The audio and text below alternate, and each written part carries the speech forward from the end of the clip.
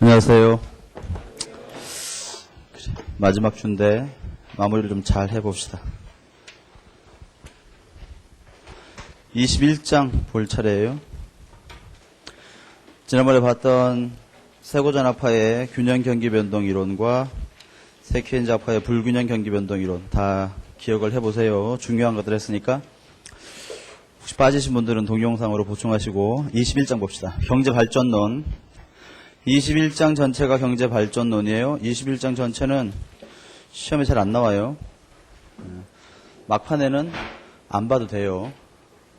불안하다. 그런 사람은 내가 오늘 중요하다고 얘기하는 것 정도만 그냥 체크하고 그냥 스킵해도 괜찮을 거예요. 자, 경제발전의 개념. 안 볼 수 없어서 보는 것이야. 1. 개념 해가지고 경제발전이란 읽어볼게요. GDP, 한 나라의 총 생산량의 증가뿐 아니라 자본 축적, 기술 진보, 산업 구조의 변화 등등 경제, 사회 전반의 변화로 생긴 생산력의 증대 현상을 의미한다. 우리가 배운 개념 중에 경제 성장이라는 개념과 경제 발전이라는 개념이 있는데 요거 오늘 자세하게 배울 거고요. 요거 지금 배우고 있는 거예요. 경제 성장은 뭔가 하면 한 나라 경제의 양적인 팽창을 의미합니다. 즉 국민 소득의 지속적인 증가 현상, 이걸 우리가 경제 성장이라고 해요. 근데 경제 발전은 뭔가 하면 한 나라 경제의 양적인 성장 더하기 질적인 개선을 포함하는 거. 이게 바로 경제 발전이야. 그러니까 경제 발전 속에는 국민 소득의 지속적인 증가뿐 아니라 방금 봤던 것처럼 뭐 있습니까? 그 나라의 기술 진보라든지 그 나라 전체의 산업 구조의 변화라든지 또는 그 나라 국민들의 의식 또는 가치관 또는 여러 가지 제도의 정비 등등 이런 것들을 다 포함시키는 개념이에요. 그러니까 경제 발전과 경제 성장 중에는 어떤 게 더 넓은 개념이에요? 경제 발전이 훨씬 더 넓은 개념이에요. 그런데 그렇게만 기억하면 헷갈릴 수가 있어요. 왜 그런가 하면 대부분의 학자들이 경제 성장이라는 말을 할 때는 그 대상이 어느 정도의 경제 발전이 이루어진 선진국을 대상으로 하고요. 경제 발전이라는 말을 할 때는 대부분 후진국 또는 개발도상국을 그 대상으로 해요. 그러니까 공부하다가 경제발전론이라는 챕터가 나오면 이미 그 챕터는 누굴 대상으로 하는 거예요? 후진국들을 대상으로 하고 있다. 그렇게 생각해야 돼. 경제성장론은 뭐야? 어느 정도의 경제발전이 또는 어느 정도의 산업구조의 성숙이 이루어진 선진국 내지는 상당한 수준의 경제발전 국가를 대상으로 한다. 그렇게 보면 되겠죠. 그렇다면 왼쪽 페이지 하단에 보시면 박스에서 경제성장론과 경제발전론의 비교 또는 구분되어 있는데 읽어보면 될 것 같아. 그렇지? 어렵지 않아요? 오른쪽 페이지 보시면 경제발전의 요인 해서 경제적 요인과 경제 외적 요인이 있는데 좋은 얘기니까 그냥 읽어보면 되고 혹시 거기 오른쪽 페이지 제일 끝에 보시면 박스 위에 경제하려는 의지라는 단어가 나오는데 루이스라는 학자 이름이 나오거든요. 혹시 모르니까 그거 한번 확인해 보세요. 루이스가 한 나라 경제 발전의 요인 중에서 경제 왼쪽 요인으로 그 나라 국민들이 경제하려는 의지, 즉 경제 발전에 대한 그 나라 국민들의 의지를 굉장히 강조했었어요. 우리가 1960, 70년대에 고도 성장을 이룰 때 국민들 한 사람 한 사람이 이 나라를 뭔가 이렇게 부흥시키고 자신들의 삶을 개혁하고 인생을 바꾸려는 의지가 굉장히 강했죠. 거기에 한 불 지핀 게 뭐야? 새마을 운동. 새벽종이 울렸네. 새아침이 밝았네. 너도 나도 일어나. 새 나라를 만드세요.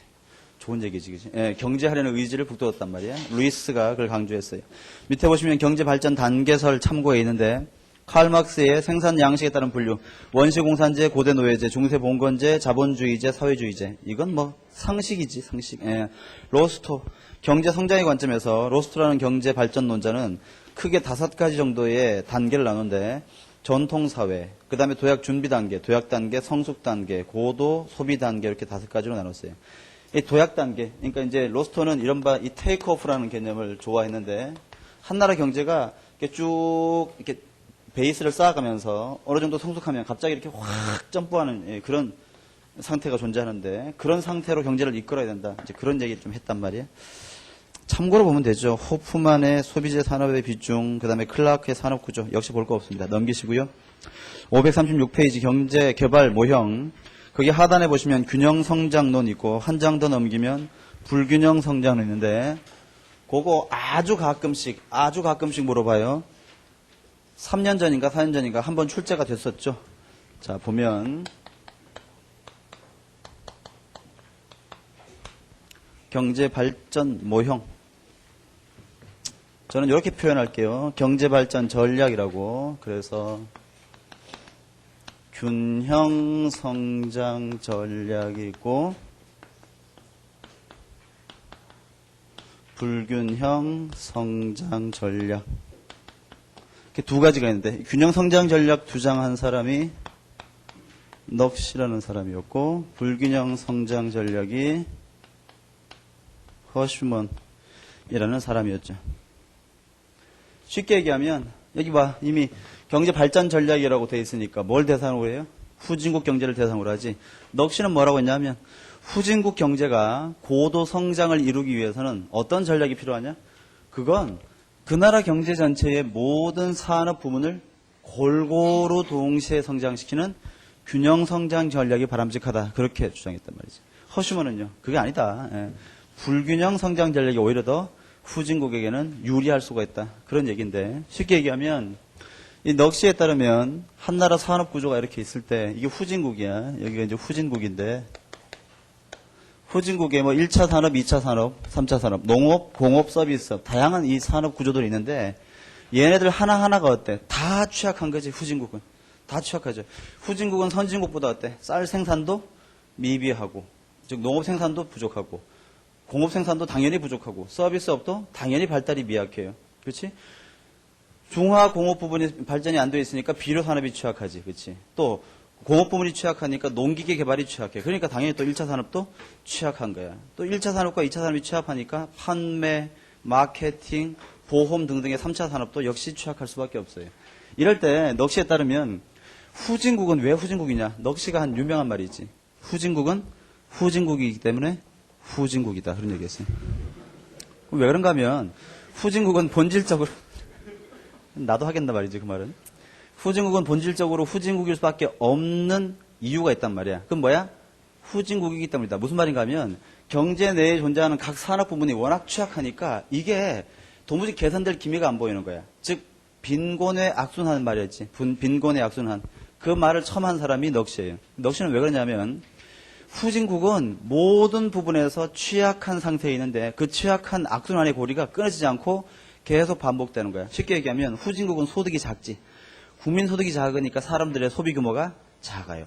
소비 규모가 작으니까 시장이 작을 수밖에 없어. 시장이 작으니까 우리가 배운 거 있잖아. 규모의 경제라고 하는 그런 효과가 발생할 수가 없어요. 시장이 작으니까 기업도 생산을 크게 늘릴 필요가 없는 거지. 기업의 투자가 작아. 기업의 투자가 작으니까 어때? 추가적인 생산도 작을 수밖에 없고, 또 시장이 작아지니까 소득도 작고, 기업의 투자가 작으니까 일자리가 작지, 고용이 작아. 그러니까 어때? 실업률이 높아요. 또다시 소득이 작아. 이게 계속 반복된다는 거예요. 왼쪽 페이지 하단에 보시면 빈곤의 악순환이라는 말 속에 밑에 박스가 있죠. 수요 측면 보시면 후진국은 수요 측면에서 소득이 작아. 소득이 작으니까 시장이 작아. 그러니까 어때요? 투자에 대한 욕구가 작으니까 자본에 대한 수요가 작고, 자본에 대한 수요가 작으니까 투자가 적게 이루어져. 투자가 적으니까 생산도 적고 고용도 적고, 그렇지? 역시 소득이 적은 악순환이 반복된단 말이야. 오른쪽에 있는 공급 측면도 마찬가지고. 그거 외우는 거 아닙니다. 그냥 참고로 보는 거야. 그런 식의 악순환이 생기더라라고 주장했단 말이야. 그럼 이걸 끊으려면 어떻게 해야 되는 거야? 그 나라의 그 빈곤의 악순환을 동시에 타파할 수 있는 획기적인 계기가 필요한 거지, 계기. 그 뭐라고 얘기하는 거야? 넉시에 따르면 경제 내 모든 분야 중에서 한 분야만을 이렇게 긍정적인 상태로 바꿨다고 해서 나머지 부분이 개선되지 않으면 이 효과는 금방 사라질 것이니까 경제 내에 존재하는 모든 산업 구조의 모든 부분을 동시에 성장시켜야 된다. 그렇게 얘기하는 거예요. 그럼 성장시키는 방법은 어떤 게 있어요? 여러분, 후진국이 이게 지금 각 산업 부분이 다 취약하단 말이야. 그럼 골고루 투자를 해야 되는데 자금이 부족하잖아. 그럼 어떻게 해야 되는 거야? 외국에서 끌어오고 공채 발행하고 조세 거두고 어때요? 어떻게든 자금을 만들어가지고 각 산업 부분에 골고루 투자를 하자. 그게 바로 넋시의 생각이었어. 자금이 부족하면 어떻게 해? 돈을 찍어내서라도 돈을 찍어가지고 말이야. 막 공장 건설하고 각 산업 부문에다가 투자하는 거야. 우리가 배웠잖아. 돈을 막 찍어내면 뭐가 발생해? 인플레이션이 크게 발생할 염려가 있잖아요. 그럼 어떻게 해? 무시하단 말이야. 지금 당장 어때요? 인플레이션보다 동시에 산업 부문을 균형 있게 성장시키는 것이 훨씬 더 바람직하다. 이런 주장까지 했어요. 그래서 오른쪽 페이지에 보시면 경제개발 전략에서 첫째, 넋시는 수요 측면에서는 뭘 주장했냐면 거기 밑줄 그으세요. 상호 수요라는 말 유명한 말인데 상호 수요를 통한 시장 규모의 확대. 무슨 말인가 하면 이쪽 산업을 성장시키면 이 산업이 이 산업과 이 산업과 이 산업에 긍정적인 영향을 미치는 거야. 예, 예를 들어 가지고 뭡니까? 뭐 어떤 게 있어? 뭘 할까? 중공업, 중화공업을 육성시키면 이 중화공업에서 만들어지는 예를 들면 뭐 그게 비료산업이다. 그럼 어때? 이게 농업 생산에 영향을 미칠 수 있지. 또 중화공업 생산의 공업의 베이스가 되는 석유화학산업이라든지 이쪽이 또 발달할 수 있고 기초 기계산업이라든지 이런 것들이 발달할 수 있고 또 다른 산업을 하면은 어때요? 뭐 해서 영화산업 이런 걸 진흥시키면 마케팅이라든지 기타 뭡니까? 이미지라든지 아니면 홍보라든지 이쪽 산업이 형성할 수 있고 또 얘를 성장시키면 얘가 이쪽에 영향을 미치고 얘를 발전시키면 얘가 이쪽에 영향을 미치고 이런 식으로 상호 하나의 산업 부분의 수요가 또 다른 산업 부분의 수요를 창출한단 말이야. 그런데 이게 한두 개 기업으로 되는 게 아니라 각각의 산업 부분을 동시에 성장시켜야지 이러한 상호 수요 효과가 크게 증폭된다. 그렇게 봤단 말이에요. 밑에 두 번째, 공급 측면에서는 자본을 축적시켜야 되는데 밑에 박스 보세요. 위장실업을 제거하지. 위장실업이 뭐야? 우리 옛날에 배웠잖아. 아버지 일할 때 아들 삼형제, 그치? 예. 그런 사람들을 제거하잔 말이야. 그러한 노동력을 이용해서 공업 부문을 발전시키자. 그 다음에 조세를 증가시키자 그랬어. 조세를 증가시키면 사람들의 소비가 억제되죠. 그럼 그 자금으로 뭐 하잔 말이야? 공장 건설하잔 말이야, 공장. 그 다음에 인플레이션을 야기시켜서라도 어때? 강제적으로 저축을 시키자. 즉 돈을 찍어내서라도 말이야. 그 돈으로 투자를 하자 그 말이야. 이렇게 해서 자본을 축적하면 수요 측면과 공급 측면이 동시에 상승할 수 있는 계기가 마련될 것이다. 이게 바로 넋시가 주장한 것이에요. 이때 거기에 박스 위에 보시면 작은 목차 2번에 넋시는 자본 축적 위해서는 위장실업 제거하고 농업 부문의 저축률을 높이고 국제적 전시 효과를 억제하여 소비 억제하자. 국제적 전시 효과란 말 밑줄 그으시고 혹시 보기의 지문 하나 정도로 나올 수 있는데 밑에 참고에도 있지만 우리가 전시 효과라고 하는 것은 앞에서 소비론 배울 때 듀젠베리의 소비의 전시 효과 배운 적이 있죠. 그렇지? 이제 국제적 전시 효과는 뭔가 하면 저개발국 또는 저소득국 또는 후진국의 국민들이 선진국 국민들의 높은 소득 수준을 보고 그들의 소비 수준을 쫓아가려는 현상, 이걸 국제적 전시 효과라고 부르는데 넋시는 국제적 전시 효과를 막아야 되는 거야? 높여야 되는 거야? 이걸 막아야 된다? 그렇게 봤단 말이야. 아껴야 된다? 그렇게 주장했어요. 약간 좀 이렇게 추상적이지만 이렇게 직관적으로 이해해 봅시다. 넋시의 주장에 대해서 허시먼이라는 경제학자가 뭐라고 했습니까? 굉장히 발상은 참신하고 내용은 좋은 얘기인데 말이야. 들으면 참 좋은 얘기인데 현실성이 없는 경우 많죠. 허시먼은 넋시의 주장을 그렇게 비판했어요. 왜 그런가 하면 아무리 돈을 찍어내든 조세를 더 거두든 소비를 억제하든 간에 후진국이 왜 후진국이야? 여러분, 후진국은 경제에 필요한 노동과 자본 중에서 노동이 부족한 거야? 자본이 부족한 거야? 후진국은? 후진국은 노동이 부족한 나라는 별로 없지. 그치? 노동은 넘쳐, 그지? 대부분 뭐야? 자본 부족하기 때문에 추가적인 설비가 이루어지지 않기 때문에 후진국이에요. 이 부족한 자본을 가지고 말이야. 이 경제 내에 존재하는 모든 산업 부문을 동시에 다 성장시키자, 더 발전시키자. 이론적으로 애초에 불가능하다 그 말이야. 이 있잖아. 어떤 가난한 가정이 있는데 여기 아버님과 어머님이 아들이 1번부터 5번까지 있다. 가난해. 이거 극복해야 돼. 넋시는 뭐라고 생각하는 거야? 골고루 말이야. 잘 키워야 되는 거지. 그래서 이 가정을 크게 일으켜야 되는 거지. 허시만은 뭐라고 정합니까? 당장 하루 먹을 밥도 없는데 말이야? 이 5명을 어떻게 잘 교육시키고 훌륭하게 만들어야 되는 거야? 힘들다 그 말이지. 그러니까 허시만의 주장은 뭡니까? 아버지 어머니가 가지고 있는 비장의 자금을 가지고 말이야. 나머지 네 사람이 좀 희생을 하더라도 얘한테 집중적으로 몰아주자. 이게 집중적으로. 예, 될성 부른 애한테 집중적으로 몰아줘. 그럼 얘가 크게 성공하는 거지. 예, 그래서 얘가 어떻게 나머지 식구들을 건사하는 거예요. 이렇게 해서 이 가정이 커나가야 되는 거지. 이거 일일이 하나씩 얘 의사 만들고 변호사, 뭐 판사, 회계사 뭐 안 된단 말이야 다. 한 놈을 집중적으로 쪼아가지고 말이야 얘를 회계사를 시켜. 떼돈 벌 거 아니야, 그렇지? 예, 얘가 어때요? 다 이렇게 키우는 거지. 얘가 법인을 차려가지고 수의, 뭐 건물 관리인, 뭐 비서, 뭐 이렇게 이렇게 키우자. 이게 바로 허시먼의 주장인데 허시먼에 따르면 허시먼은 뭘 강조하냐면 이른바 산업 연관 효과라는 걸 강조했어요. 허시먼의 산업 연관 효과는 뭔가 하면 경제 내에 다양한 산업이 있잖아. 그 중에 될성 부른 한 산업을 찍어가지고 걔를 집중 육성시키면 걔가 다른 관련이 있는 산업 부분을 덩달아 키운단 말이야. 예컨대 어떤 나라가 우리나라에는 자동차 산업이 비전이 있겠구나 이렇게 판단해서 여기에다가 집중적인 투자를 해. 그러면 자동차 산업이 크겠지. 투자하는데 안 크겠습니까? 크겠지, 그지?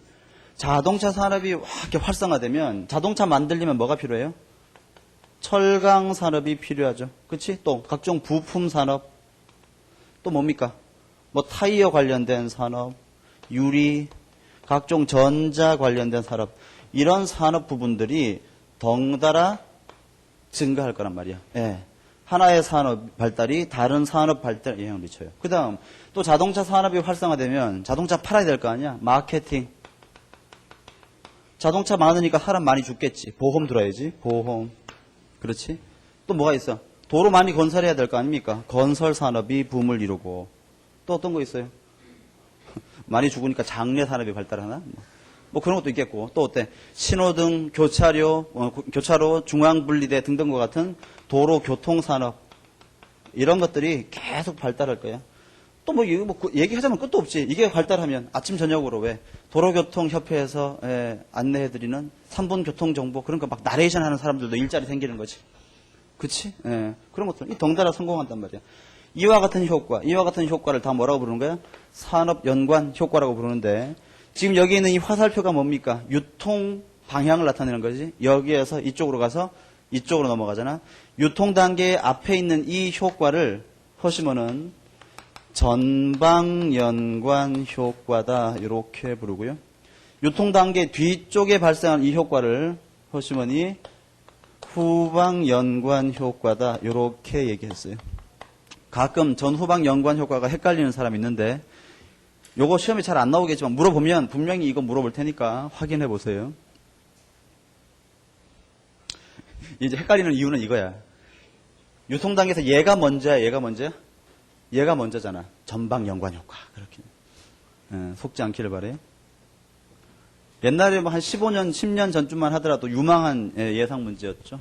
균형 성장, 넋이 부자잖아. 넋이. 불균형. 몇 자야? 허쉬먼. 허쉬먼. 이렇게 하면 안 되고 말이야. 허쉬먼. 그 정도 보면 될 거고. 오른쪽 페이지 하단에 보시면 참고에 경제의 이중구조와 루이스의 경제발전 전략이라고 있는데 거기에 별표 하나만 좀 치세요. 그거 좀 볼게요.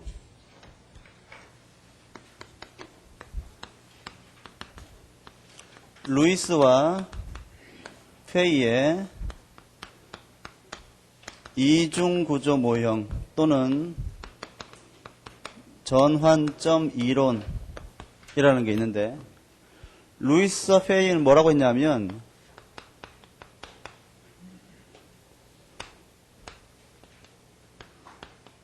후진국 경제는 이중구조를 가진다 그렇게 얘기했어요. 그래서 후진국 경제는 농업 부문과 공업 부문의 두 가지 영역으로 나누어지는데 농업 부문은 당연히 농촌에서 이루어질 거고 공업 부문은 주로 도시에서 이렇게 이루어질 텐데 루이스에 따르면 농촌 지역에는 아버지 일하러 가면 꼬갱이 들고 이렇게 왔다 갔다 폰만 잡는 그런 별 일하지 않으면서도 취업한 것처럼 행동하는 남는 근로자들이 참 많다. 그렇게 얘기했어요. 그럼 뭐라고 불러요? 그게 바로 농촌 지역에 존재하는 광범위한 유휴 노동력이 존재하는데 그걸 뭐라고 부릅니까? 위장 실업이 존재한다. 그렇게 얘기한다 그러지. 이 위장 실업은 특징이 뭡니까? 노동의 한계 생산물이 거의 제로에 가까운 거 아니에요. 루이스는 뭐라고 했냐면 이 사람들 여기 놔둬봤자 어차피 생산에 전혀 도움이 안 되니까 이 사람들을 도시의 공업 부문으로 이주시키는 거예요. 그러면 잘 봐. 그 아들 삼형제 없어지면 아버님이 그때 그 논 혼자 경작 못했나? 얼마든지 할 수 있는 거 아닙니까? 한 수십 년 동안 혼자 해왔으니까 그지? 위장 실업이 도시의 공업 부문으로 이주하더라도 농촌 지역의 쌀 생산량은 전혀 줄지 않아. 그렇지만 도시 부분에서 보면 어때요? 값싼 유휴 노동력이 대거 유입되기 때문에 굉장히 생산에 긍정적인 파급 효과를 미칠 거예요. 그렇지? 게다가 이 사람들 고용할 때 도시 공업 부문에서 임금 얼마나 주면 됩니까? 우리가 미시경제학 때 이런 거 배웠죠. VMPL은 MPL 곱하기 P, 그치? 요게 바로 뭐야? 기업의 노동 수요 측면인데 이게 나중에 마지널 팩터 코스트 또는 에버리지 팩터 코스트랑 만나서 뭘 결정해? 이게 임금을 결정한단 말이야. 거기에 따르면 요게 만약에 거의 제로에 가깝다면 임금도 얼마 주면 돼? 거의 제로에 가까울 만큼 싸게 줘도 되는 거지. 제로 줄 리는 없으니까. 이런 사람들 농촌 지역에서 도시 공업 부문으로 이주시키면 임금 얼마나 주면 돼? 최저 생계비 수준만 주면 되는 거지. 거의. 그렇죠? 그러니까 어때요? 값싼 노동력을 대거 받을 수 있으니까 이쪽이 굉장히 커질 거야. 예. 그럼 이러한 긍정적인 현상이 언제까지 이루어져요? 여기 농촌 지역에 존재하는 유휴 노동력, 즉 위장 실업이 전부 다 이쪽으로 모두 유입이 끝나서 이제는 농촌 지역에서 한 사람만 더 데려 쓰더라도 오히려 이쪽에 쌀 생산량이 줄 수밖에 없는 그러한 상태까지 이루어지겠지. 그러한 상태가 되면 어때? 경제가 일종의 전환점을 맞이한단 말이야. 예. 전환점 이론이라고 부르는 이유가 바로 거기에 있어요. 그런 상태를 유지하자. 루이스는 어떻게 얘기했냐면 농촌 지역에 존재하는 위장 실업이 워낙 많기 때문에 도시 공업 부분에 존재하는 사람들 입장에서는 거의 무제한의 노동 공급이 가능한 것처럼 그렇게 느낀단 말이야. 예, 굉장히 많은 사람들이 물밀듯이 밀려 들어온다. 이걸 정부가 유도해주자 그런 뜻이에요. 두 가지 개념 잘 한번 이해해 보세요. 학자 이름 기억하시고 어려운 거 아니니까 넘겨요. 540페이지 보시면 후진국의 공업화 전략이라고 해서 후진국이 공업을 육성하는 전략은 크게 두 가지가 있는데 왼쪽에 있는 수입 대체형 전략하고요. 오른쪽 페이지에 있는 수출 주도형 전략이야. 이것도 그냥 안 할 수 없어서 하는 것이야. 그냥 편하게 들어보세요. 수입 대체형 전략은 어떻게 하는 거야? 자국에 있는 산업을 보호하기 위해서, 그치? 기존에 수입하던 수입품에다가 엄청나게 높은 관세를 부과해. 그 다음에 자국에 있는 기업과 가격 경쟁을 시키면 누가 이길 가능성이 높아져? 자국 기업이 높아질 가능성이 많지. 그렇다면 과거에는 수입해오던 물건들을 점차 밀어내고 국내 자국 물건으로 대체하면 이게 왜? 수입 대체 전략이 되는 거고 그러면요. 자국 기업이 크게 성장하겠지. 즉 국산화율을 높이는 작업을 꾸준하게 실시하는 것이 수입 대체 전략이에요. 반대로 그러니까 여러분 수입 대체 전략은 아주 지극히 보호무역적인 관점을 가지고 있는 전략이죠. 반면에 오른쪽에 있는 수출 주도형 전략은 뭐야? 그래 외국의 값싼 물건 들어오란 말이야. 대신 우리나라가 경쟁력 가지고 있는 물건도 있을 테니까 그런 물건들을 많이 만들어 가지고 우리나라도 그쪽 나라에다가 수출하겠다. 예, 그래서 수출 주도형 기업을 많이 육성해서 지속적인 수출 증가를 통해서 타결책을 모색해가는 거. 이게 바로 수출 주도형 전략인데 대부분의 중남미 국가들은 과거에 수입 대체형 전략을 많이 사용했고요. 브라질이라든지 이런 나라들. 그 다음에 동남아시아, 특히 동아시아에 있는 이른바 네 마리의 용이 있죠. 네 마리의 용. 요즘은 네 마리의 용이라기보다는 뭐랄까 아나콘다 내지는 구렁이 정도로 좀 약간 약해지고 있는데 아시아의 네 마리 용 뭐야? 한국, 싱가포르, 대만, 홍콩 이 네 나라란 말이야. 이제 아시아인 우리나라 같은 경우에는 대부분 수출 주도형 전략을 많이 사용했죠. 근데 경험적으로 보면 수입 대체 전략보다는 수출 주도형 전략이 훨씬 더 크게 경제 성장에 이바지하더라. 이제 그런 경험적인 결과를 얻었고 또 전 세계적인 조류가 지금 우리가 WTO 체제 하에 있기도 하고 또 미국과 또 과거의 칠레와 FTA 협정 같은 것도 체결하고 있죠. 그게 다 뭐야? 프리트레이드. 그러니까 자유무역을 하자는 쪽으로 전 세계의 어떤 그 가치관이 전환되고 있기 때문에 시간이 지나면 지날수록 수출 주도형 전략이 훨씬 더 힘을 많이 발휘할 수 있게 될 거예요. 수입 대체형 전략은 또 어떤 게 단점이 있어? 그럼 국내 시장을 대상으로 자국 기업을 자꾸 육성하는 거니까 국내 시장이 좀 작잖아. 그러니까 어때? 규모의 경제가 발생하기 힘들기 때문에 주로 독점화되는 비율이 많아. 예. 하지만 어때요? 수출 주도형 전략을 사용하다 보면 훨씬 더 그런 부분에 대해서는 염려가 작아지겠죠. 그런 것들 한번 확인해 보시면 돼요. 안 봐도 괜찮아. 뭐 나오겠습니까? 542페이지 외자 도입과 경제 발전. 뭐 옛날에 내가 다 했던 얘기인데 그쪽도 역시 볼 거 없어요. 그냥 제가 그때 이런 얘기했지. 재정 지출을 증가시키면 승수 곱하기 델타 G한 것만큼 국민 소득이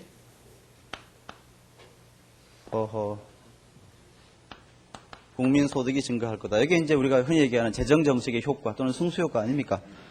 이때 이 재정 지출의 재원 마련 방법에 어떤 게 있었어요? 기억나세요? 그렇지. 첫 번째 조세를 거두는 방법, 두 번째 국공채를 발행하는 방법, 세 번째가 돈을 그냥 찍어내는 방법. 그치? 근데 만약에 후진국이야. 후진국 경제 발전. 그치? 후진국이야. 이 나라가 후진국입니다. 조세를 많이 거두려면 뭐가 필요해?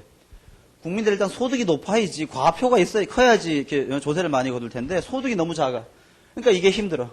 국공채를 발행해야 되겠는데 막 구테타로 1년에 정권이 2번씩 바뀌는 막 그런 나라야. 후진국 경제가 대부분 불안하잖아. 그지? 어때? 안 사. 아무도 이걸 발행해도. 통화량 이거 조금만 찍으면 말이야. 금방 막 물가 폭등해가지고 힘들어.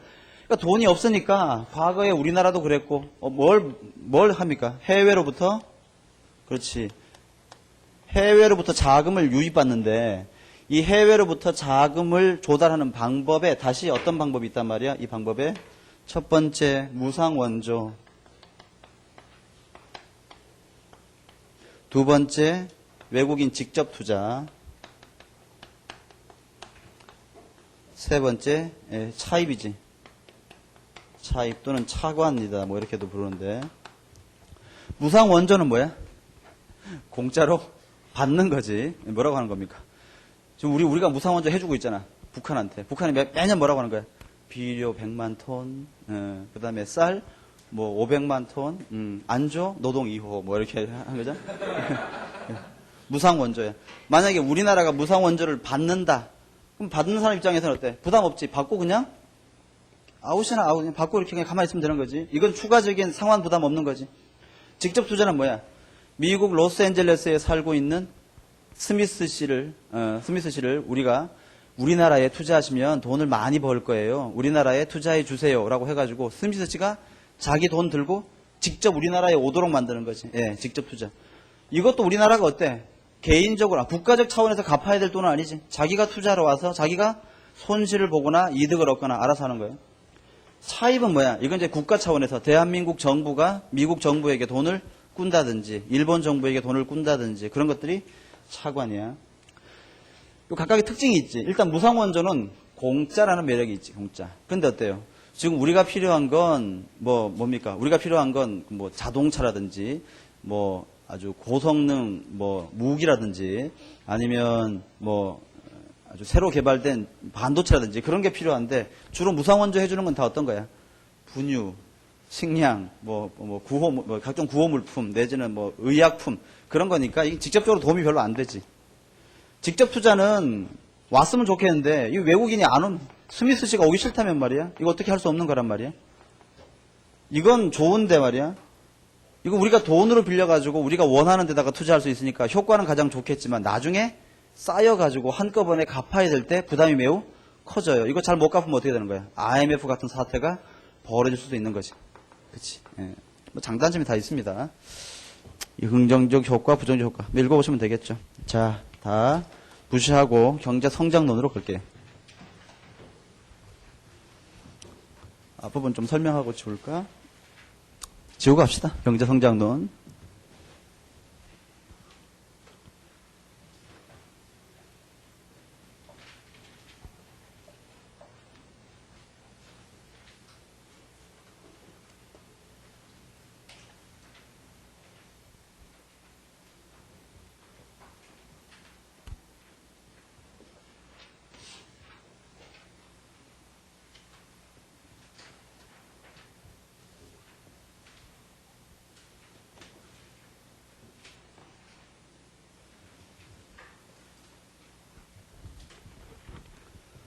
첫째, 경제성장의 개요 해가지고 경제성장의 개념 및 측정이라고 되어 있는데, 먼저 우리가 한 나라의 경제성장은 어떻게 얘기한다고 그랬어? 그 나라의 국민소득, GDP가 꾸준하게 증가하는 현상, 이게 경제성장이지. 그치? 이걸 그림으로 나타내면 어떻게 나타낼 수 있습니까? 한 나라의 경제성장을 그림으로 나타내면 여기가 XJ, 여기 YJ. 얘가 뭐야? 생산 가능 곡선 PPC. 이게 바깥쪽으로 이렇게 확장되면 뭐야? 이게 일종의 경제성장이다. 그렇게 얘기할 수 있겠죠. 또 다른 말로는 어떻게 표시할 수도 있어? 우리 교재에 있지만 여기에 Y, 여기에 P. 롱런 에버리지, 롱런 에그리게이트 서플라이, 그 다음에 숏런 에그리게이트 서플라이, 그 다음에 에그리게이트 디맨드 이렇게 있어서 Y0의 소득에 있다가 이것이 이렇게 증가하면 이것도 뭐가 되는 거야? 경제 성장이다. 뭐 그렇게 얘기할 수 있을 거고, 우리 책에는 빠져 있지만 하나 더 다르게 표시한다면 이렇게도 가능하겠지. 여기에 Y, 여기에 L 있을 때 원래 Y equal F LK가 이렇게 있었는데 얘가 위로 자꾸 이렇게 올라가면 이것도 뭐야? 일종의 경제 성장이라고 표시할 수 있을 거야. 다양한 방법으로 표시할 수 있죠. 이건 어려운 거 아니고. 그 다음에 경제 성장이 이건데, 그렇다면 경제 성장률은 어떻게 계산합니까? 경제 성장률은 거기 있지만 경제 성장률은요 Y분의 델타 Y 이렇게 표시하면 되겠지. 그렇지? 이걸 우리 교재에서는 어떻게 표시하고 있어? 얘를 YT-1분의 YT-1 곱하기 100 이렇게 표시하기도 하는데 똑같은 얘기 아닙니까? 그렇지? 아니 예를 들어서 그 나라의 국민소득이 100조 원에서 200조로 증가했다. 그러면 경제 성장률은 몇 프로가 되는 거야? 성장률은 20% 되는 거 아니야, 그렇지? 예. 요걸 우리가 요걸 요렇게 표시하기도 하고 요렇게 표시하기도 하고 같은 거지, 같은 거. 요렇게 기억하세요. 경제 성장률은 Y분의 델타 Y다. 당연한 거지. 그러면 이건 어때?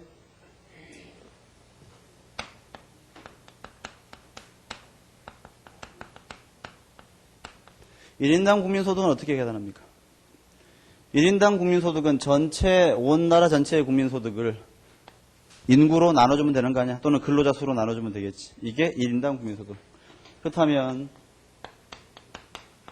1인당 국민소득의 증가율은 어떻게 계산해? 1인당 국민소득의 증가율. 이거 여러분 옛날에 이거 배웠잖아. MV equal PY. 그치? 화폐 수량설인데 이걸 자연 로그 취해가지고 시간에 대해서 미분해서 변화율의 개념으로 바꾸면 어떻게 되는 거야? 통화 증가율 더하기 화폐 유통속도 증가율은 물가 상승률 더하기 실질 국민소득 증가율. 그치? 예. 물론 요건 요렇게 쓸 수도 있지. 얘는 M분의 델타 M 더하기 V분의 델타 V 이퀄 P분의 델타 P 더하기 Y분의 델타 Y. 요게 바로 뭐야? 경제 성장률이지. 1인당 국민소득은 이렇게 표시하는데 1인당 국민소득의 증가율은 어떻게 표시하면 돼? 얘는 Y의 증가율 빼기 L의 증가율 이렇게 하면 되는 거야. 즉 1인당 국민소득 증가율은 전체의 성장률에 대해서 뭘로 빼주면 돼? 인구 증가율로 나눠주면 되는 거지. 이해가십니까? 예, 경제 성장률 마이너스 인구 증가율이 1인당 국민소득 증가율이야. 확인해 보시고요. 545페이지 중간에 보시면 경제 성장의 요인이라고 되어 있는데 우리 이건 여러 번 봤지. 자, 한 나라의 또는 한 기업의 생산량이나 총생산이 증가하기 위한 조건은 두 가지가 필요하다고 그랬지. 첫째, 생산에 들어가는 원재료의 양이 증가하면 생산이 증가할 거야. 즉 노동과 자본의 투입이 증가하면 어때요? 훨씬 더 산출은 증가할 거다. 두 번째, 노동과 자본의 투입이 일정하더라도 만드는 기술이 진보하면 생산은 증가할 것이다. 즉 국민소득은 증가할 수 있을 것이다. 거기에 있는 크게 세 가지로 나눴잖아요. 그러니까 거기 보면 경제성장의 요인으로 노동투입 증가, 자본설비 증가, 기술진보. 이 중에서 가장 중요한 건 뭐야? 기술진보예요. 거기다가 체크하세요. 한나라 경제의 장기적이고도 지속적인 경제성장을 보장해 주는 것은 오로지 기술진보밖에 없습니다. 기술진보밖에 없어요. 한나라 경제의 지속적인 성장 원인은 기술진보밖에 없다. 나중에 그걸 확인할 거야. 우리는 지금 경제 성장론 배우고 있죠. 그러면 한나라 경제가 성장하면 공통적으로 어떤 특징이 발생하는지 밑에 보시면 칼도라는 경제학자가 전 세계 각국의 경제 성장 과정에서 발생하는 공통적인 특징들을 추출해가지고 다음과 같은 경제 성장의 일반적 사실 또는 정형화된 사실을 확인했어요. 이거 암기할 필요 없습니다. 암기할 필요 없는데 그냥 눈으로 이런가 보다 확인만 해보면 돼. 1번 자본 산출량 비율이 대체로 일정하대요.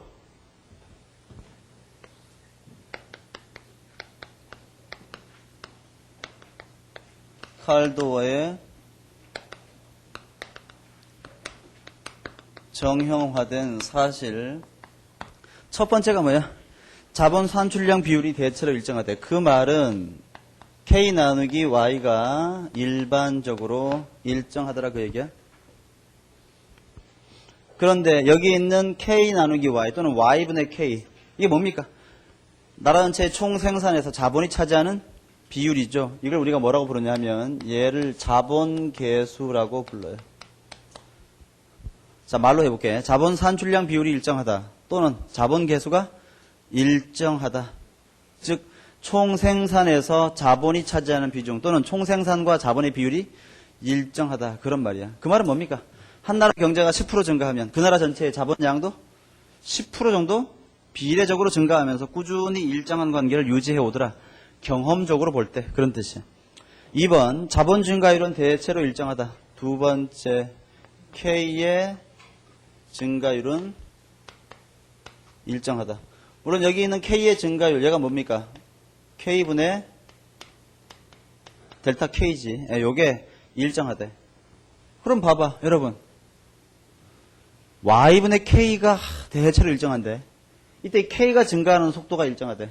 자동적으로 뭐야? Y가 증가하는 속도도 일정하다는 결론이 나오겠지. 그래서 거기 2번에 오른쪽에 보시면 뭐라고 되어 있습니까? 실질 GDP 증가율도 역시 비슷하게 일정하게 증가하더라. 그런 말이지. 예. 그래서 Y의 증가율도 일반적으로 일정하더라. 이게 두 번째 내용. 세 번째, 자본 노동 비율과 1인당 소득이 일정 비율로 증가하더라. 자본 노동 비율과 일정이 증가한다. 이게 무슨 말이야? 세 번째 특징은 K 나누기 L이 어때?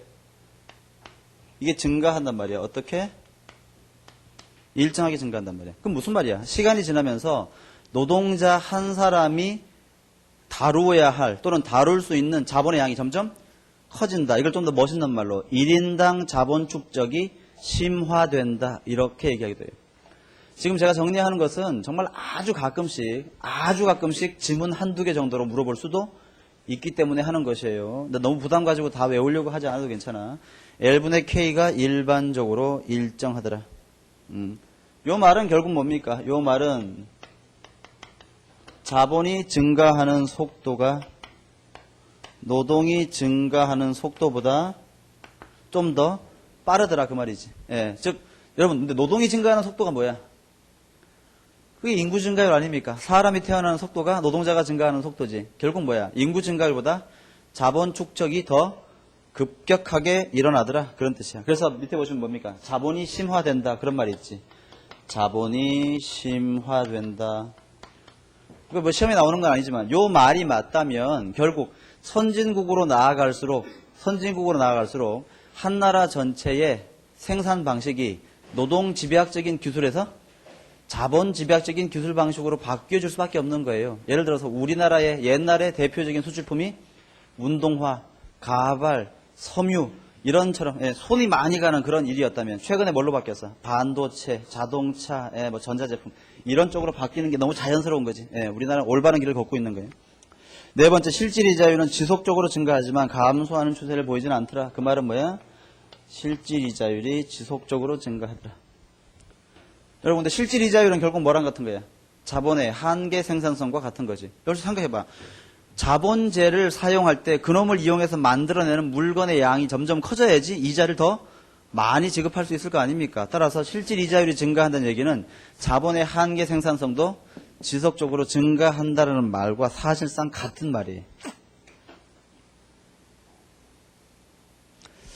다섯 번째, 노동과 자본의 상대적인 소득 분배율은 일정하다. 그렇네요.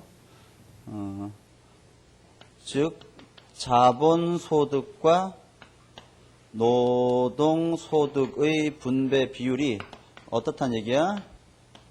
일정하다 그런 얘기야. 그러면 여러분 예를 들어서 우리 그런 거 알고 있잖아. 예를 들어서 콥다글라스 생산함수는 y equal a에 l에 알파승 k에 베타승 이렇게 되는데 이때 여기에는 알파가 뭘 의미해? 노동의 생산에 대한 기여도 임과 동시에 한 달 지났는데 한 달 심한 거 아니야?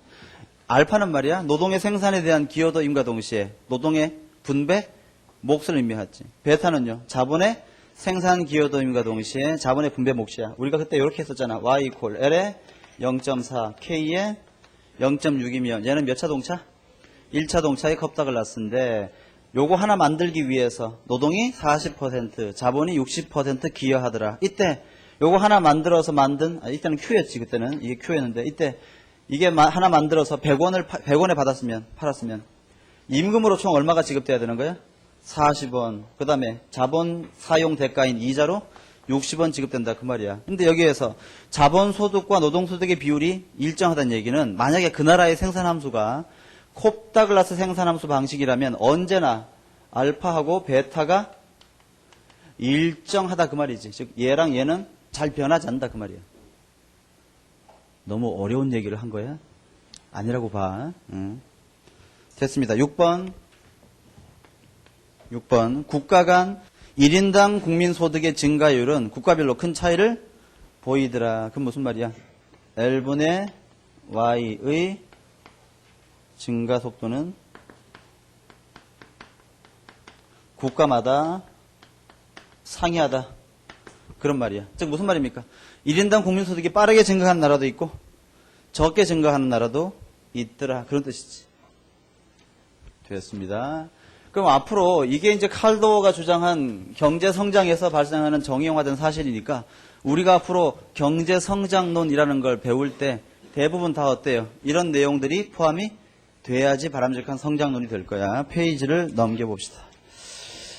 546페이지 참고는 볼 거 없고요. 밑에 헤로드 도마 모형부터 나오는데 자 이제 그걸 좀 볼게요. 경제성장론에서 우리가 배워야 되는 모형은 크게 세 가지인데 헤로드 도마 모형이라는 것이 처음에 만들어졌죠. 이것이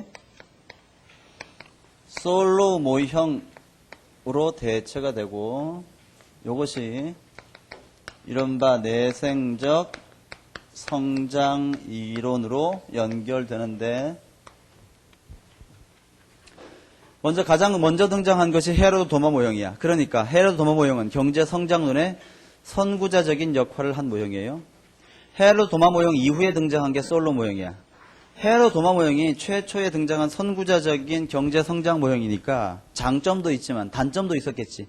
그 다음에 등장한 것이 솔로 모형이니까 솔로 모형은 아무래도 헤로드 도마 모형의 단점을 좀 보완하면서 만들어졌을 거야. 그렇지? 그게 뭔지가 중요해. 그 다음 내생적 성장 이론은 헤로드 도마 모형이 아니고 솔로 모형의 문제점을 보완하기 위해서 만들어진 모형인데 이때 얘가 보완하고자 하는 얘의 문제점은 두 가지가 있을 거야. 첫째, 원래 이쪽부터 있었던 문제점인데 솔로가 채 보완하지 못했던 문제점을 마저 보완하기 위해서 또는요 여기에는 없었던 문제점인데 여기에서 새로 생긴 문제점을 보완하기 위해서. 그치? 이걸 기억하는 것이 여러분들 대부분 성장이론 보시면 막 수식으로 막 하는 거 있잖아. 왜? 그거보다 이게 훨씬 중요한 거야. 그러니까 전체적인 틀을 먼저 잡고 내용을 배워야 돼요. 무슨 말인가 하면 내가 여러분들한테 자, 그러면 성장론 공부할까요? 해가지고 헤로도마 모형 이런 거 끝. 얘는 이런 거 끝. 얘는 이런 것 끝. 다 했죠 하고 넘어간 말이야. 남는 게 하나도 없어. 예. 분명히 다 배웠는데 문제 풀면 안 풀려요. 이제 그걸 해결하기 위해서 어떻게 할 건가 하면 아직 모르지만 안 배웠지만 여기와 여기와 여기의 특징을 내가 다 쓸 거야. 그걸 다 배운 다음에 다시 이쪽에다가 하나씩 따로 설명하겠지. 그러면 이걸 배우면서 헤로도마, 솔로, 내생적 이론 배우면서 칠판 왼쪽에 있는 여기를 자꾸 쳐다봐야 돼. 확인해야 되겠지. 그렇구나. 이런 게 있었구나. 그치? 이해가? 하나씩 볼 거예요. 먼저 헤로도마 모형의 특징입니다. 첫째, 헤로도마는 한 나라의 모든 생산함수가 레온티에프 생산함수로 이루어졌다고 가정합니다. 헤로도마는 레온티에프 생산함수를 가정해요. 그렇다면 그게 어떤 특징이 있을까요?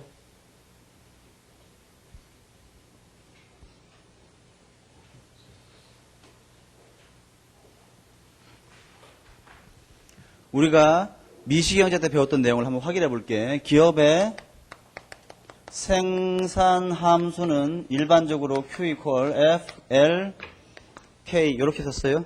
그치? 이게 단기야 장기야?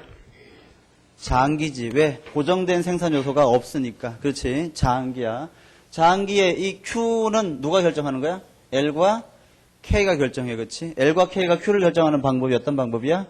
F라는 방법이지. 이 방법이 뭘 나타내? 그 기업의 생산 기술을 의미하는데 이 방법에는 크게 다음과 같은 세 가지가 있었지. 그래서 노동과 자본이 완전 대체 관계라면 어떤 식의 이와 같은 등량 곡선이 나오고 이때는 Q equal AL 더하기 BK의 방식이다. 그렇지? 두 번째 우리가 배운 게 뭐였어? 그게 바로 L과 K가 완전 보완 관계인데 그 경우에는 이와 같은 L자 형태의 등량 곡선이 나왔죠.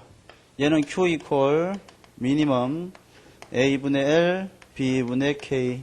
이와 같은 생산함수를 뭐라고 부른다고? 이게 바로 레온티에프 생산함수다. 그렇게 얘기했지. 얘는요, 선형 생산함수다. 그렇게 얘기했어요. 또 하나 더 있었잖아. 뭐야? 좀 전에 했는데? 그렇지. 또 하나 대표적인 게 콥 더글러 생산함수인데 얘는 그려보면 이와 같은 직각 쌍곡선 형태의 등량곡선 나오고 얘는 형태가 어떻게 됩니까? Q equal A의 L 알파승 K의 베타승. 그렇지. 레온티에프는 뭘 가정했다는 얘기야? 이걸 가정했다는 얘기야. 한 나라의 생산함수를. 우리가 알고 있다시피 얘는 노동과 자본이 완전 보완 관계이기 때문에 L과 K의 결합 비율이 항상 A 대 B의 비율로 일정하잖아. 그치? 무슨 말입니까? 노동이 아무리 많아도 또는요 아무리 기계가 넘쳐나도 언제나 노동과 자본의 결합 비율은 A 대 B일 수밖에 없어. 그럼 예를 들어서 그 나라 안에 있는 모든 기업이 전부 다 이런 방식으로 생산하면 이때 이 Q를 다 합치면 그게 뭐가 되는 거야? 그게 바로 Y가 되는 거 아닙니까? 국민소득. 그렇지. 그럼 예를 들어서 한번 해볼게. 레온티에프 이쪽에다가 하는 게 낫겠네. 여러분 봐. 그러면 레온티에프 생산함수를 가정하는 어떤 나라의 총 국민소득은 M equal 미니멈 알파분의 L V분의 K 이런 방식으로 결정되어 있다고 해봐. 예를 들어서 이때 그 나라는 노동과 자본이 몇 대 몇으로 결합돼야 돼? 알파 대 V의 비율로 결합돼야 되는 거지. 그럼 예를 들어서 요걸 2 아니야 요거 5라 요거 5 요게 10이라고 해봐. 그럼 그 나라의 노동이 500 자본이 1000 있으면 500을 여기다가 집어넣으면 어때? 500 나누기 5는 100 1000을 여기다가 집어넣으면 1000 나누기 10은 100. 따라서 이 값도 100이고 이 값도 100이니까 둘 중에 작은 값도 당연히 얼마?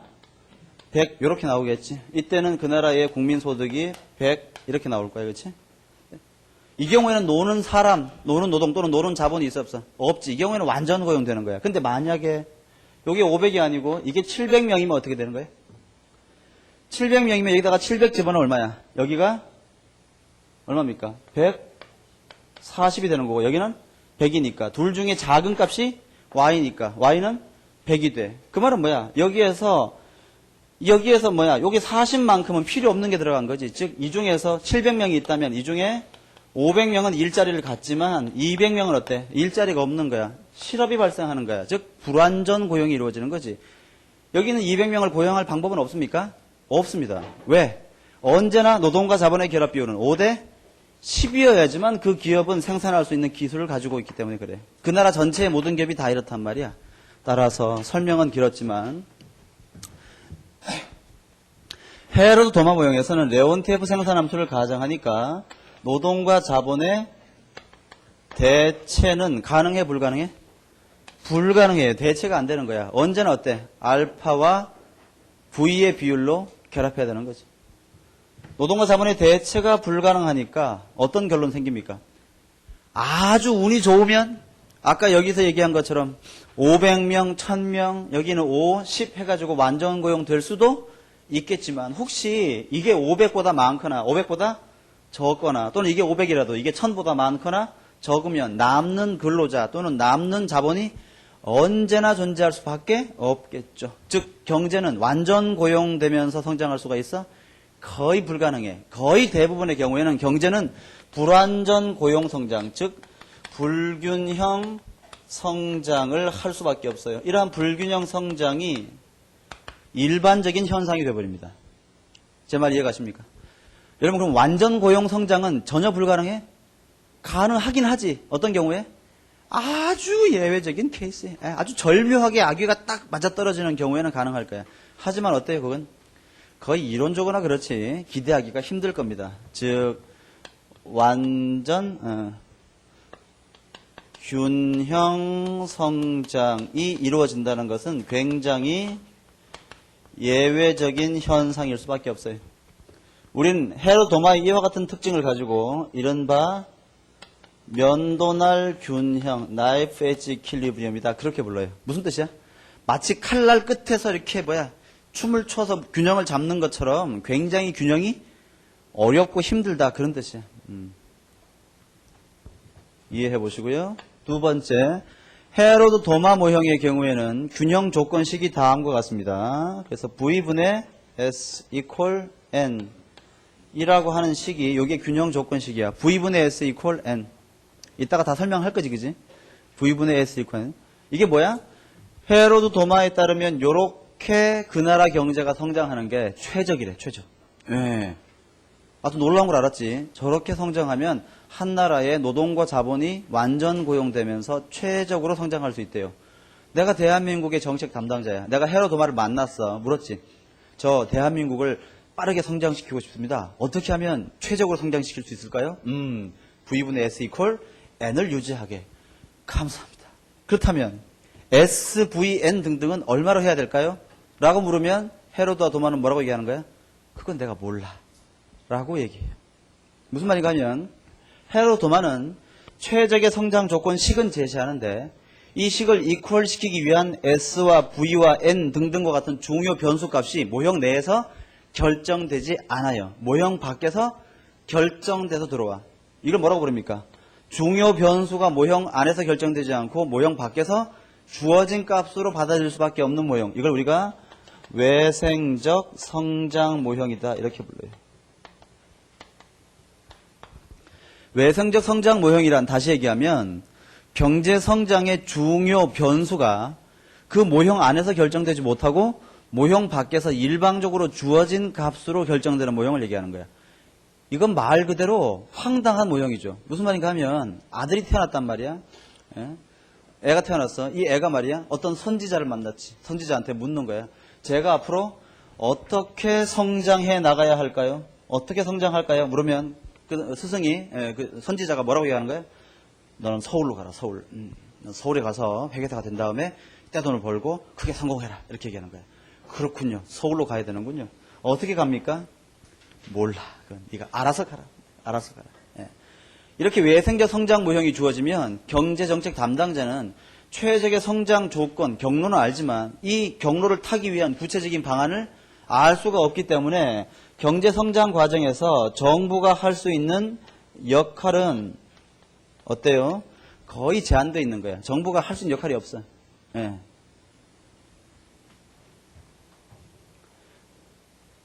이와 같은 외생적 성장 모형을 가지고 우리가 뭐라고 부르냐 하면 이율 배반 이론이다. 이렇게도 불러요.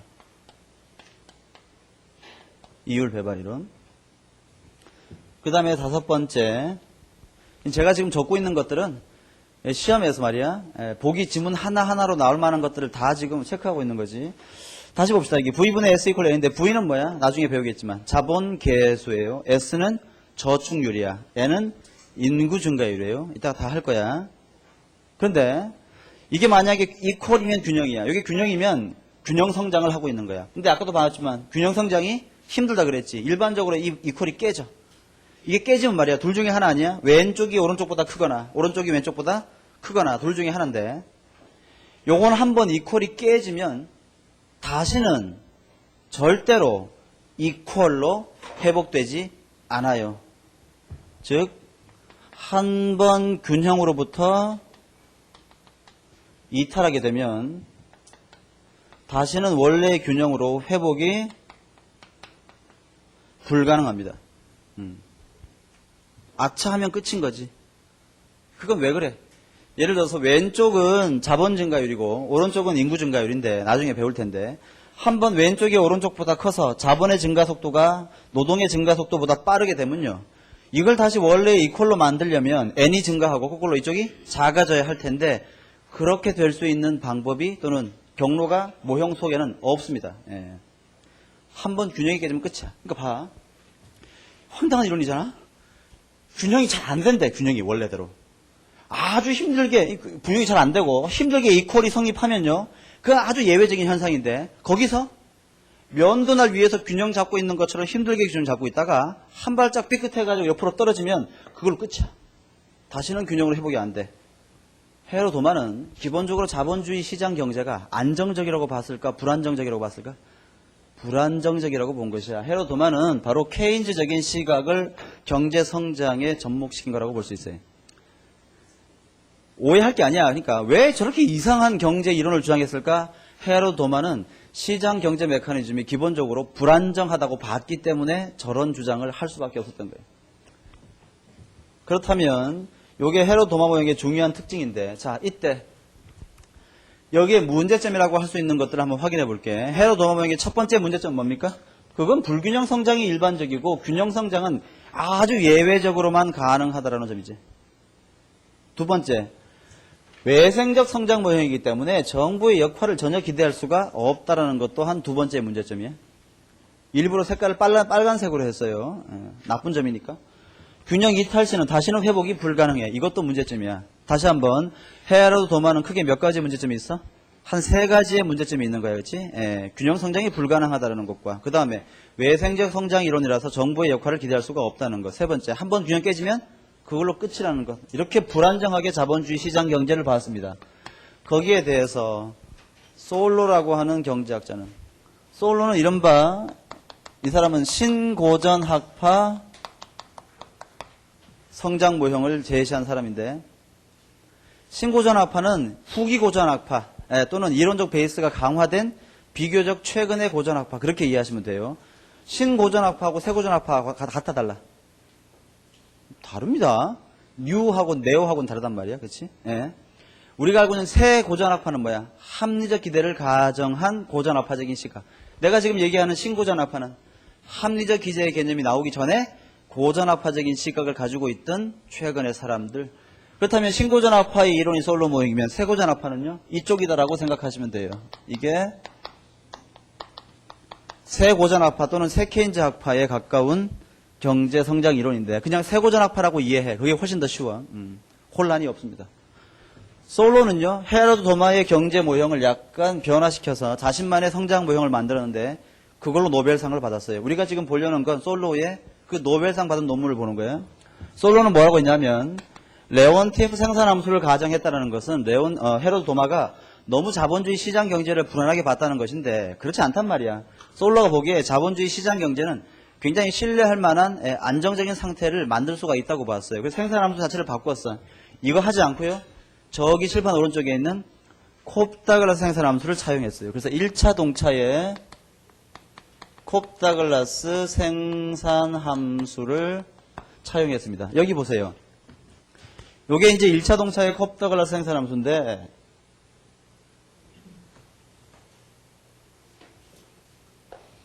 요게 이제 일반적인 형태니까 이걸 1차 동차의 컵다글라스로 바꾸면 어떻게 바꿀 수 있어? Q equal A에 L에 알파승 K에 1-알파승 이렇게 바꿔주면 되겠지. 여기 이제 1차 동차의 컵다글라스예요. 우리가 알고 있다시피 1차 동차의 컵다글라스는 어떤 특징이 있습니까? 요소 대체 탄력성이 얼마야? 항상 1이지. 물론 얘는 1차가 아니더라도 컵다글라스면 언제나 성립하는 특징이지. 이때 이 요소 대체 탄력성이 뭐였어 근데? 기억나? 요소 대체 탄력성은 R분의 W가 변화하는 비율분의 L분의 K가 변화하는 비율. 요게 바로 요소 대체 탄력성이었어요. 기억나시죠? 기억나야 돼. 그럼 봐. 만약에 임금이 이자율보다 10%가 더 오르면 기업은 생산 방식을 어떻게 바꾼단 말이야? 노동자보다는 기계를 10% 더 많이 고용한다 그런 뜻이야. 이 말은 뭐야? L분의 K가 이제는 고정되어 있어요? 변할 수 있어요? 변할 수 있는 거지. L분의 K가 변한다는 얘기는 이 기업은 어떤 기술이 가능하다는 얘기야? 노동이 굉장히 비싸면 노동자를 좀 해고하고 자본을 많이 고용하고 기계가 넘쳐 흐르면 기계를 노동자가 너무 많으면 노동자가 많으면 임금이 싸겠지. 그럼 기계를 해고하고 근로자를 더 많이 고용하고 노동자가 너무 작으면 임금이 비쌀 거 아니야? 그럼 어때? 노동자보다는 기계를 더 많이 고용하는, 즉 노동과 자본의 대체가 이제는 가능한 생산 기술로 바뀐 거지. 그래서 1차 동차의 컵다글라스 생산함수를 가정하면 이제는 비로소 L과 K의 대체가 가능해지는 거야. L과 K의 대체가 가능해지니까 이제는 어때? 사람이 많으면 사람을 더 많이 고용하는 생산 방식을 취하면 되고, 그 다음에 기계가 너무 풍부하면, 즉 자본이 너무 풍부하면 자본을 많이 고용하는 생산 방식을 취하면 되니까 이제는 균형 성장이 일반적으로 가능해졌어요. 내 말이 이해 가야 돼. 예. 두 번째, 솔로 모형에서의 균형 조건식은 S 곱하기 FK equal N 곱하기 K. 요게 바로 솔로의 균형 조건식인데, 여기에서 S는 저축률, FK는 1인당 생산함수 또는 축약형 생산함수, N은 인구 증가율, K는 1인당 자본량이 돼요. 그런데 솔로에 따르면 한나라 경제가 어떻게 성장하는 것이 최적이야? 요렇게 성장하는 게 최적이야. 아하, 아까 이쪽처럼 어때? 최적의 성장 조건식을 가르쳐 주네요. 고맙단 말이지. 근데 어때? 아까 얘는 V, S, N 등등의 값을 알려주지 않았잖아. 그럼 솔로는 어떨까? 솔로 모형에서는 아쉽지만 여전히 외생적 성장 모형이에요. 솔로 모형 역시 외생적 성장 모형입니다. 그럼 무슨 말입니까? 여기에는 SFK equal NK를 성립하기 위한 구체적인 조건들을 알려주지 않아, 모형 내에서. 따라서 여전히 경제 성장 과정에서 정부의 역할을 기대하는 것이 어렵단 말이에요. 네 번째, 그렇지만 솔로 모형에서는요, 한 번 균형이 깨지더라도 원래의 균형으로 회복이 가능해요. 그건 바로 노동과 자본의 대체가 가능한 생산함수를 차용했기 때문이에요. 이따가 다 배울 거야. 자, 그럼 확인해 볼까? 첫째, 아까 여기 있는 요 빨간 첫 번째 문제점은 해결됐나 안 됐나? 해결됐지, 요렇게. 그렇지? 하지만 두 번째 문제점은 어때? 여전히 해결이 안 되고 있어요. 맞습니까? 그 다음, 하지만 마지막에 있었던 문제점은 또 어때? 이렇게 해결이 됐네. 맞아? 그러니까 솔로 모형은 헤라도 도마의 경제 모형이 가지고 있는 세 가지 문제점 중에서 두 가지를 해결하고 한 가지를 숙제로 남겨놨어, 그지? 그런데 솔로 모형에서는 아쉽게도 헤라도 도마 모형에는 존재하지 않는 새로운 문제점이 하나 발생하는데, 그게 바로 이른바 수렴 가설이라고 하는 거죠. 수렴 가설은 뭔가 하면 솔로우 모형에 따르면 전 세계 각국의 1인당 국민소득이 언젠가는 전부 다 같아져요. 예, 수렴하는 거야. 그런데 실증 분석을 해보면 대부분의 국가에서 수렴 가설이 성립되는 경우보다는 그렇지 않은 경우가 훨씬 더 많기 때문에 솔로 모형의 수렴 가설이라고 하는 저 결론은 극복해야 될 내용이에요. 그렇지? 이게 새로 생긴 가정이에요. 그 다음에 6번째, 이건 새로 생긴 가정이라기보다 모형에 잠재되어 있는 불가피한 현실인데 우리가 알고 있는 1차 동차의 컵다글라스나 아니면 레온티에프의 생산함수나 우리가 거시경제학, 아니 미시경제학 생산이론에서 이런 걸 배웠지. 자본이 주어진 상태에서 노동만 계속 증가시키면 노동의 추가적인 고용에 따른 한계 생산물은 체감한다고 배웠어요. 그걸 뭐라고 불러요? 수학 체감의 법칙이 적용된다. 그렇게 부르지. 그래서 솔로 모형은 수학 체감의 법칙을 당연한 결론으로 수용하고 있을 수밖에 없습니다. 수용하고 있단 말이야. 그런데 봐. 이 수학 체감의 법칙을 불가피한 현상으로 받아들이게 되면 또 7번째, 규모에 대한 여러분 여기 솔로 모형은 몇 차 동차야? 여기서 지금 1차 동차 가정이었잖아. 1차 동차인 경우에는 규모에 대한 보수가 어때요? 규모에 대한 보수가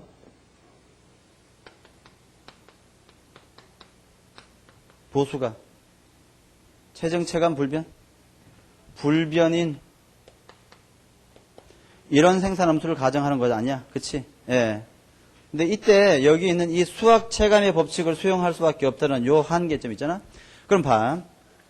만약에 수학 체감의 법칙을 가정하게 되면 노동이나 자본이 하나 고정된 상태에서 또 다른 생산 요소를 증가시킬 때 생산량이 점차 체감하니까 경제의 장기적이고도 지속적인 생산을 가정하기에 저게 굉장히 걸림돌이 되고 한계가 돼요. 그래서 나중에 내생적 성장 이론에서는 저걸 부정하고자 하는데 내생적 성장 이론이 어디에 있습니까? 내생적 성장 이론에 따르면 이렇게 한번 해볼게요. 그래서 첫째, 이거 좀 지울까 이제는? 이거 지울게요.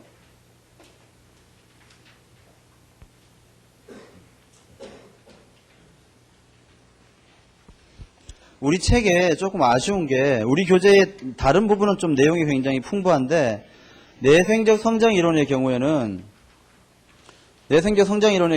좀 설명이 굉장히 좀 취약합니다. 예. 그래서 이쪽 부분에 대해서는 교재를 좀 많이 보는 것보다는 제 설명을 좀 많이 들으시는 것이 훨씬 더 좋을 것 같은데 일단 요걸 볼게요. 자, 일단 설명해 볼게. 내생적 성장 이론에서는 어떤 주장을 하냐면 먼저 한 나라의 경제 성장의 요인을 모형 내에서 내생적으로 설명합니다. 즉, 한 나라가 경제 성장하기 위해서는 어떤 원인이 중요하냐라는 걸 모형 안에서 설명해. 그랬더니 내생적 성장 이론에 따르면 경제 성장의 가장 큰 원동력이 뭐였더라? 그게 바로 기술 진보였단 말이야. 기술 진보. 경제 성장의 원동력이 기술 진보라는 걸 모형 안에서 설명해요. 그다음 이러한 기술 진보가 이루어지기 위해서는 어떤 조건이 필요한가? 기술 진보의 원인을 역시 모형 속에서 내생적으로 규명하고자 시도합니다. 그러한 기술 진보의 원인이 어떤 게 있느냐? 첫째, 이른바 학습 효과라는 게, 이건 바로 지식 자본의 외부성을 의미하는 것인데, 이러한 지식 자본의 외부성을 의미하는 학습 효과는 주로 에로우라고 하는 경제학자에 의해서 주장되었어요. 두 번째, 이른바 연구개발 투자 R&D, 요거 역시 기술 진보의 중요한 원인인데, 요것이 바로 로머가 주로 이제 이런 주장을 많이 했고, 그 다음에 세 번째, 인적 자본이죠.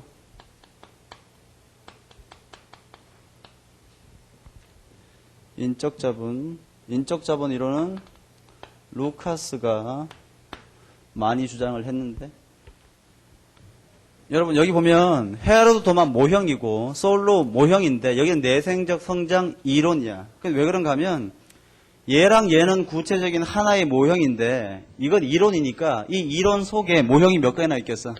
굉장히 다양한 모형들이 많은 거예요. 예. 그리고 이 내생적 성장 이론은 얘는 1980년대 중반부터 이 이론이 성립이 됐단 말이야. 그러니까 올해가 지금 우리가 2006년도니까 이게 한 20년 정도밖에 안 되는 아주 따끈따끈한 이론이란 말이야. 그리고 대부분의 논문들이 아주 높은 수준의 수학적 지식을 요구하기 때문에 이쪽은 앞에 있는 이 둘은 우리가 좀 꼼꼼하게 배우겠지만 이쪽은 직관적인 이해밖에 할 수가 없어요. 우리 교재를 봐도 그렇고 아마 제가 설명도 그렇게 드릴 거야. 하지만 잘 들으면 전체적인 흐름은 기억할 수 있을 테니까 그렇게 봅시다. 자, 설명해 볼게.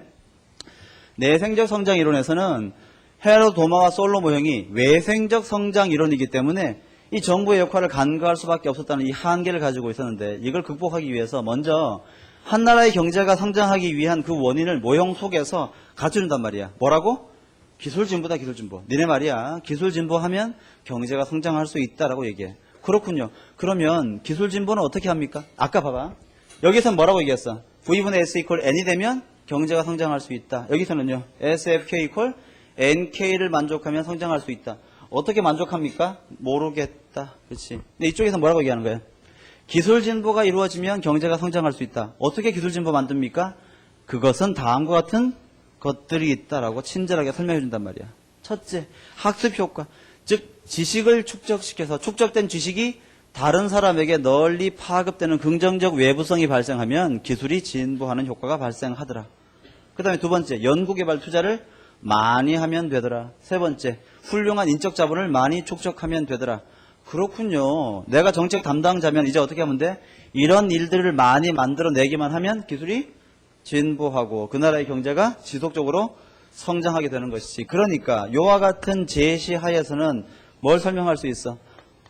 국가의 지속적인 경제 성장의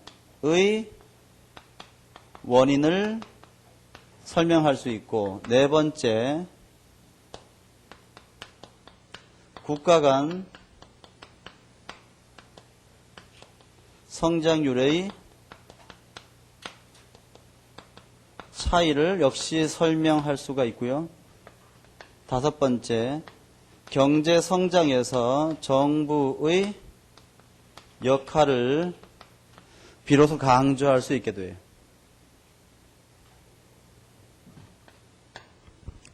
여섯 번째,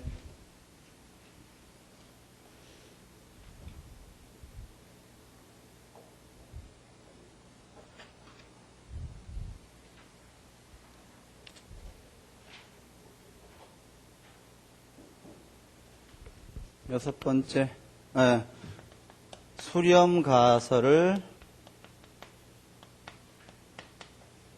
극복할 수 있게 되고, 그 다음에 수학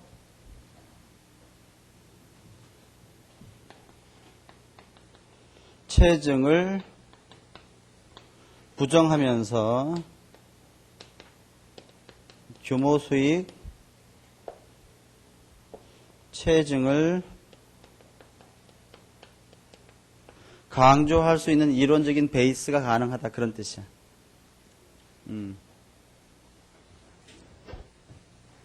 요 정도의 내용을 바탕으로 설명을 드릴 거예요. 그러니까 여기에 따르면 첫째 어떻게 되는 거야? 이쪽에서 있었던 문제점 중에 뭡니까? 내생적으로 성장을 설명하는 거지. 내생적 성장 이론이니까. 어때요? 경제 성장에서 정부의 역할을 강조할 수 있게 되고, 수렴 가설을 이것으로 극복하고, 기타 규모 수익 체증 등등을 강조하게 되는 거고. 설명을 이제 쭉 들어보면 되겠습니다. 헤로드 도마 모형부터. 쉬었다 할게요.